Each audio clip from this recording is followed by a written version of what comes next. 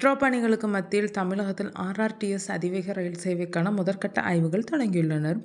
சென்னையின் மையப்பகுதியையும் பரந்தூர் விமான நிலையத்தையும் மிக வேகமாக இணைக்கும் நோக்கில் இந்த ஆர்ஆர்டிஎஸ் திட்டம் முன்னெடுக்கப்பட உள்ளது.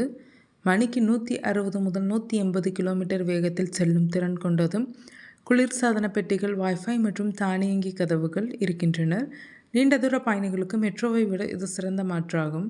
மின்சார இயக்கம் மூலம் கார்பன் வெளியேற்றத்தை வெகுவாக குறைக்கும். முதல் கட்டமாக டெல்லி, மீரட், அல்வார் மற்றும் பானிபத் வழித்தடங்களில் இது செயல்படுத்தப்படுகிறது. சென்னை மற்றும் கோவையில் ஆர்ஆர்டிஎஸ் வழித்தடங்களை கண்டறிய விரிவான திட்ட அறிக்கை தயாரிக்க 6 நிறுவனங்கள் விருப்பம் தெரிவித்துள்ளன.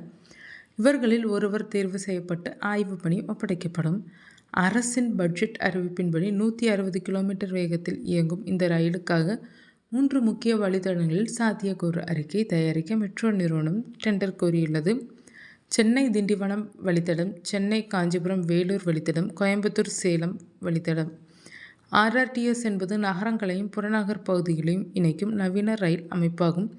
இது சாதாரண ரயில்களை விட நவீனமாகவும் மெட்ரோவை விட அதிவேகமாகவும் இயங்கும் வகையில் வடிவமைக்கப்பட்டுள்ளது.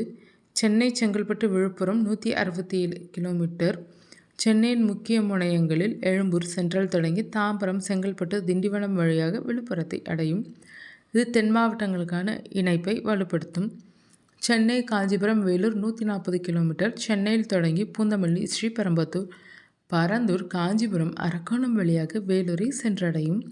பூந்தமல்லி முதல் பரந்தூர் வரையிலான 52.94 கிலோமீட்டர் நீள மெட்ரோ நீட்டிப்பிற்கு தமிழக அரசு அனுமதி அளித்துள்ளது. இது சென்னையின் மேற்கு பகுதிகளை விமான நிலையத்துடன் இணைப்பதோடு குத்தம்பாக்கம் பேருந்து நிலையத்தையும் இணைக்கும். இந்த வழித்தடத்திற்கான டிபிஆர் தயாரிக்க 4 நிறுவனங்கள் ஏலம் எடுத்துள்ளனர். ஓராண்டிற்குள் அறிக்கை தயாராகிவிடும். இதில் நிலையங்களின் எண்ணிக்கை, கட்டுமான வகை மற்றும் திட்ட மதிப்பீடு ஆகியவை இறுதி செய்யப்படும்.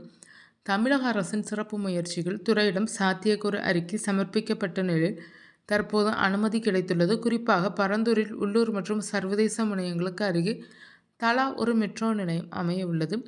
சென்னை மற்றும் அதன் சுற்றுவட்டார பகுதிகளின் போக்குவரத்து முகவரியையே இந்த ஆர்ஆர்டிஎஸ் மற்றும் மெட்ரோ விரிவாக்க திட்டங்கள் முற்றிலும் மாற்றியமைக்கப் போகின்றனர்.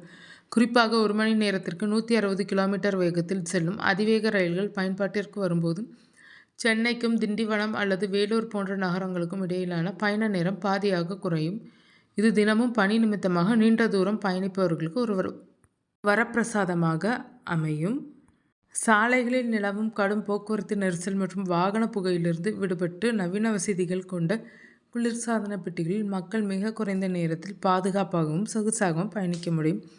அதேபோல் பரந்தூர் புதிய விமான நிலையத்தை சென்னையின் மையப்பகுதியுடன் மெட்ரோ மற்றும் ஆர்ஆர்டிஎஸ் ஆகிய இரண்டுமே இணைப்பதால் பயணிகள் தங்கள் இருப்பிடத்திலிருந்தே விமான நிலையத்தை அடைய எடுக்கும் நேரம் வெகுவாக குறைவதோடு பயண செலவும் கணிசமாக மிச்சமாகும். இந்த ஒருங்கிணைந்த போக்குவரத்து புரட்சியானது நகர்ப்புற பரவலை முறைப்படுத்தி சென்னையை சுற்றியுள்ள 2ஆம் கட்ட நகரங்களில் பொருளாதார வளர்ச்சியை தூண்டுவதுடன் பொது போக்குவரத்தை பயன்படுத்துவோரின் எண்ணிக்கை உலகத்தரத்திற்கு உயர்த்தும் என்பதில் ஐயமில்லை.